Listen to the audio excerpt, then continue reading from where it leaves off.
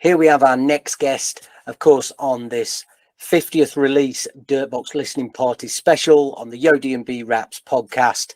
None other than one of the newbies to the scene, really, to neurofunk in terms of a name value. It goes by the name as Kevin. You're going to all know him pretty soon as First Person. He's done an amazing remix for us on the very first album sampler and on the album. Kevin, how you doing? Man, I'm feeling really good, man. I've been in the studio all day producing some new bangers, so I'm all out. Great stuff, great stuff. That's what we like to hear. So I want to start by giving people a little bit of background of who you are and where you're from, Kevin. So you actually reside in Holland, is that right? Whereabouts in Holland are you? Yes, I live in Beverwijk, which is close to Amsterdam. I've been supporting the crew, Scammer crew from Amsterdam for like 2 years right now, and I've been in the scene since I think I've been producing drum and bass since 2019. I started with the Audio Killers. We made a big name in the scene. We had some big remixes and big solo tracks, and yeah, last year I went to go solo in First Person as well. Yeah, so obviously you came from the Audio Killers group. Tell us who's actually in that group and what brought you together. Tell us the beginnings of you guys partnering up. Yeah, the Audio Killers. Yeah, we are just like three best friends. We've been chilling and going to parties since 2015, 16. These guys went there way before me, so they brought me into the drum and bass culture, and that's how things started running. And I always said, I've been producing music since I was 10 years old, and I was in the house scene, producing music, releasing music as Kevin Hire. And then I just, I went to a drum and bass party, and I was sold. I was sold, man. And that was basically the start. I started producing drum and bass, and at one point I was like, hey, let's do something together with the three of us, and we're just finding a name. You was doing house music then. So what type of house music were you doing? Yeah, big room, tropical house, a bit all round, the deep house, that kind of stuff. Yeah, totally different from what I'm doing right now, I think. You dark horse. I never knew that. I never knew. Yeah. So you've obviously had a bit of a storied career in writing music. Yeah. When did the production start? When did that side of things start for you?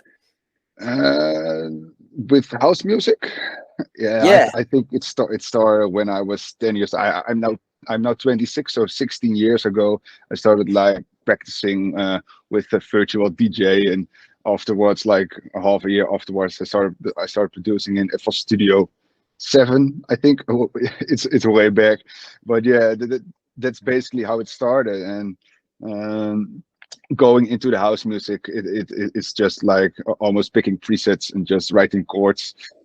So for me, going into drum and bass, I think since 2017 I started producing drum and bass. Yeah.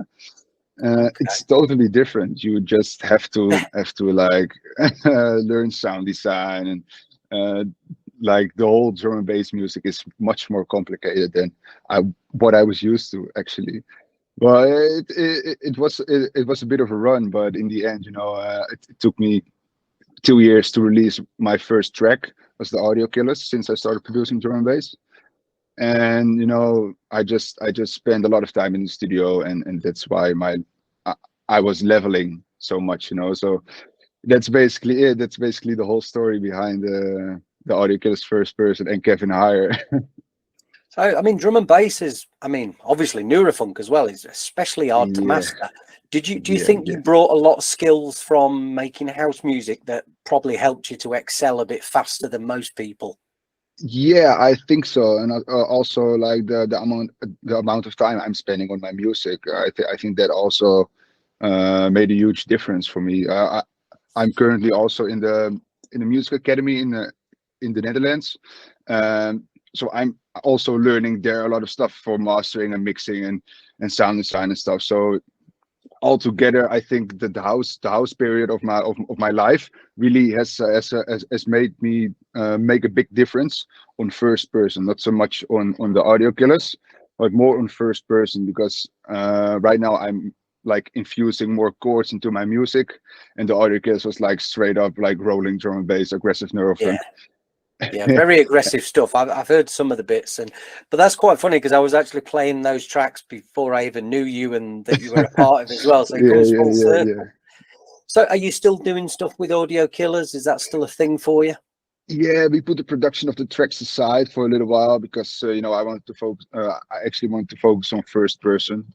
I was the only producer at the Audio Killers, so I was just talking to the boys, and I was like, "Yo, guys, I've got this amazing thing going on, like this project in my head, first person, which I think would suit me really well, you know." And they also were like, "Yeah, we could put the production side of the Audio Killers on hold for a while and just do your thing and just evolve with first person, but don't forget where you came from." So yeah, for now we've put the production on hold, but I think it will start in half a year again. So Well, talking about where you came from, I mean, the Dutch scene is quite notorious for it's either big room trance or hard as nails yeah, gabba. yeah, I come from a gabba background. That's where I started. That was like my first musical journey, producing, running a label and DJing it. Have you ever had any dealings in gabba, or did you enjoy that, or any of the other quite popular Dutch sounds? yeah. Like I love hard techno a lot. Like right now in the Netherlands, techno is one of the most popular genres, I think, momentarily. I also like hip hop, by the way. I actually like all kinds of music, but if I have to choose, it's gabber, like the old school gabber style breakbeat. It's techno and drum and bass for now, man. Yeah, yeah, yeah. But also like um, Blackout, one of the biggest labels in drum and bass, is a Dutch label. Yeah, It's it been is. run by Blackstone Empire. Yeah. I've always noticed that whenever the Dutch kind of just say, I'm going to have a go at that, they seem to just take over. I mean, a big example I've got is, do you remember like the Italian hard style reverse bass, the original sound from Yeah, yeah, around yeah, yeah, 20 yeah, years yeah, ago? yeah. Well, Like as soon hard as the bass. Yeah, Dutch, yeah, yeah, as soon as the Dutch started doing it, that's when it really took off, isn't it? The yeah, Dutch yeah, really, yeah, they always put their own imprint on things, I find. And yeah, yeah, Blackout yeah. is one where they did it with drum and bass and other producers like yourself coming out of the country as well, isn't it? Yeah, yeah, yeah. There are a lot of like youngsters just like me, evolving constantly. You have Tantron. I don't know if you know Tantron. It's Yeah. also a producer from the Netherlands. He just released an EP on Hansom. Man, this guy is making moves, and there are like much more just like me from the Netherlands that are also steadily making moves in the drum and bass scene. So Yeah. you see like the export of music in the Netherlands is really huge in Yeah. every genre, Well, it's and it, it's not new either. I mean, obviously, Noise are yeah, the biggest drum and bass act ever. You know, it's yeah, arguable that they probably are, and they're Dutch. But yeah, I do feel that whenever the Dutch obviously take hold of nasty or hard, bouncy, big kick music, they really know how to do it. You guys have definitely got the ear for it. So yeah, yeah, yeah, tell us a little bit about Scamala Music. Then this is obviously a label that you're involved in. Tell us the yeah. beginning, who's behind that with you. Well, these guys have been like pushing drum and bass since way before me, man. They threw like illegal parties in a forest somewhere in Amsterdam. I also went there when I was a bit younger, and yeah, it took me a while to get to the crew and to show what I got and what I can bring to the label. I'm currently the label owner of DNB Recordings. I do the scouting for artists. I do the music releases. I also help with the event, like the promotion side on the social media and such. Uh, but yeah, like I think 1.5 years ago, one of the CEOs from Scamala, there are like 3, 4 CEOs at Scamala. It's some kind of a democracy here, you know. So yeah, one of the guys came to me, Damien Sietsma. He's a very good friend of me, and he was just like, if you want to work for Scamala, you've proven yourself already with like my music and the knowledge I have behind it through my uh, tens of years in the music scene, you know. And he was like, yeah, why don't you join Scamala and help us growing this movement? And yeah, that's basically when I started like managing the label and yeah, it's really bouncing right now, and we've got some big releases coming up. We already have had some big releases last year, but this year is going to be sick. We're going to release a track or an EP every month. So yeah, that's basically Scammer Recordings. Yeah.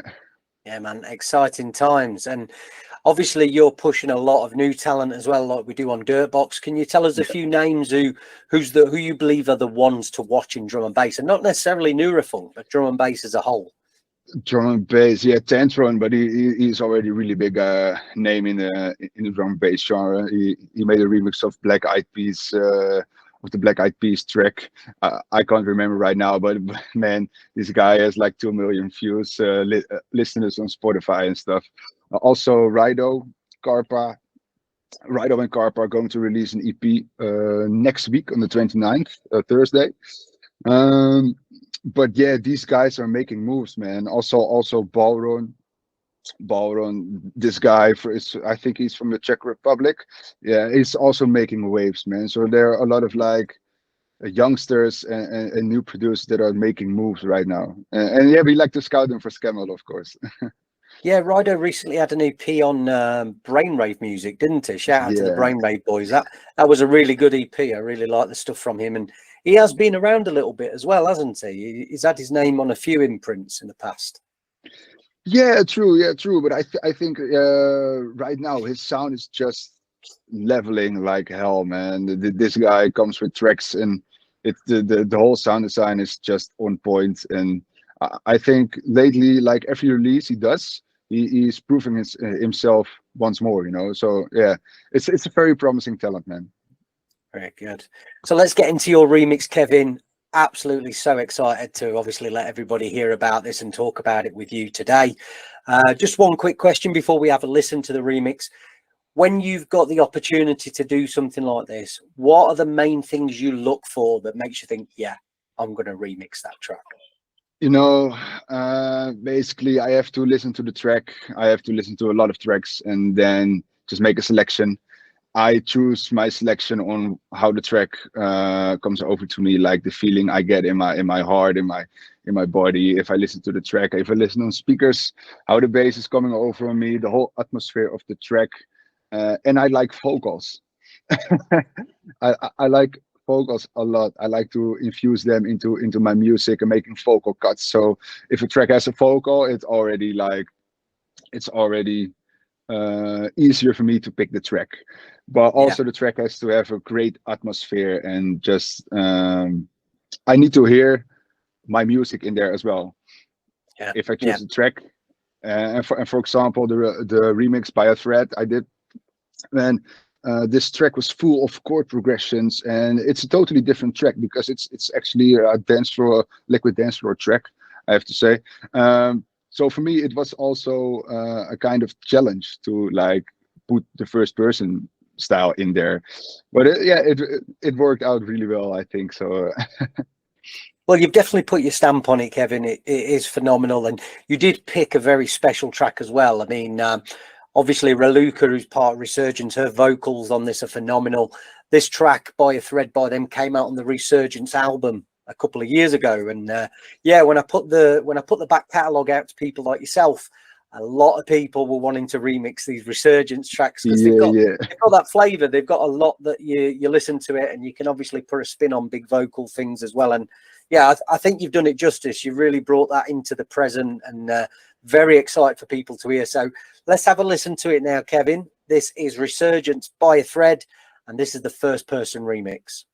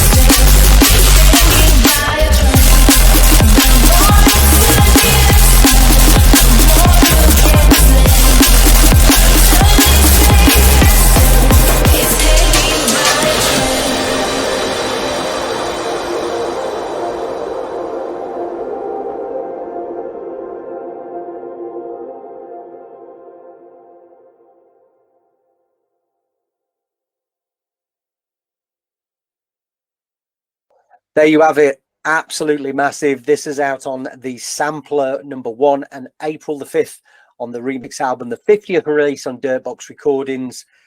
That's a smasher, that is, mate. Absolute smasher. Absolutely loving it. You got this remix done like over a bit of time, so you really got stuck in and spent some time on it, didn't you? Did you have any trouble with it, or was there anything you were trying to achieve with the track that were problems, or some things that went great?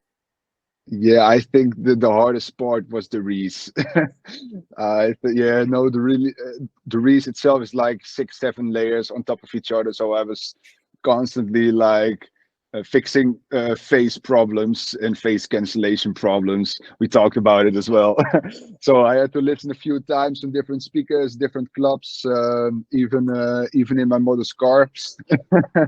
But in the end, yeah, you know, the track took a large amount of time, but I'm fairly happy with how it turned out. And also, I think it's one of my best productions at the moment, because the whole the whole atmosphere and how it comes together. Like also when it after 32 bars in the drop, you have the breakdown to the heavier part. You know, it's just a fusion of what first person is and what I can bring. And it's also nice that you hear certain elements from the original track back in the remix. For sure. So mommy first person has got a banging car sound system then, is that what you're Yeah, saying? yeah. I put it in for her. Great stuff. Okay, so 2024, I've been asking everybody in the interviews this. What can you tell us? Drop us some exclusive. What's happening with yourself, production-wise, DJ-wise, event-wise? Give us some news, buddy. What can people find from you this year? Yeah, I think this year is going to bring a lot, man. I'm doing some remixes, also a collab with a very big artist. I can't say it right now, but this is something that I've been wanting since I started listening to drum and bass. It's one of my idols as well. And yeah, there's an EP coming on Hansom. I'm still working on that to get it ready. I'm releasing a single track on Scandal Recordings, my own label. Doing a remix for Mind Dicted, a collab with Impacts from Portugal. I think he's from Portugal, yeah. And an EP for Impact Music France. So yeah, there's a lot on the schedule, man. It's going to be sick. All these tracks are going to be released this year, hopefully. I'm doing my best to achieve that. You so don't, yeah, you don't want to do anything with Impex. Leave him alone. Can't stand that guy. Horrible guy. I'm just joking. I love him. I love him. I love him to bits. We will be talking to him obviously on this podcast as well. So sorry, Marcus. Sorry. Love you, man. No, yeah, he's a I great love this guy. guy, man. I love this guy, man. He also, when I talk to him on Instagram, we are just laughing, and it's a really great guy, man. I love it, man. Yeah, fucking Joker. I love that guy. I love him. So this is a big project for us on Dirtbox. Obviously, the 50th release. It took us 5 years to get here. This is the 5 years of filth anniversary for us. What does it mean to you, Kevin, to be on a project like this and such a big milestone for a label? Yeah, I didn't even think that you were going to accept my offer to remix this track, man. I was just like shooting my shot and asking you if this is possible, and then you came to me like, "Oh yeah, we have the 50th release of Dirtbox. Do you want to be on it with this remix?" And I was like, "Yeah, nice. Let's go, let's go." And you know, I haven't been part of such a project like this, such a big project. So for me, this is really also an eye opener, and it also gives me many opportunities, you know, to like push my sound in the UK, because it's my first release in a different country besides the Netherlands. So I really want to expand my territory with first person. So yeah, it was a big opportunity for me, and I think you know, all the tracks, all the remixes from all the guys, man, this whole project is fire. Good stuff. Thank you for that. And Yeah. the same, the feeling's mutual as well. It's such an honor to have you on here, and obviously exposure to our crowd and people who listen to our label as well. And hopefully this is the first of quite a lot of collaborations we may be able to see, maybe get you over to come and perform in the UK and even release on some of the labels as well later in the year. Yeah, that would be sick, man. I would be honored to come over to the UK. I've got some friends over there as well. We see each other like once a year, maybe once in 2 years. So when I get over to the UK, it's going to be madness, man. I can't wait for it. Thank you very much for your time, Kevin. The remix is out April the 5th on the 50th release of Dirtbox Recordings. You have a good day, mate. Take care. Yes, thanks, bro. Have a good evening. Bye-bye. What's up, everyone? Lee UHF here, the host of DNB Wraps. Thank you for watching our videos. If you like what you're hearing and seeing on the channel, please make sure you're subscribing to it. Please make sure you thumbs up the videos, and more importantly, let's get some comments going as well. It really helps the channel, and in order for us to provide this content to you, we do need the channel to grow. So we can't do this without your help. Hope you enjoy the video. Speak to you soon.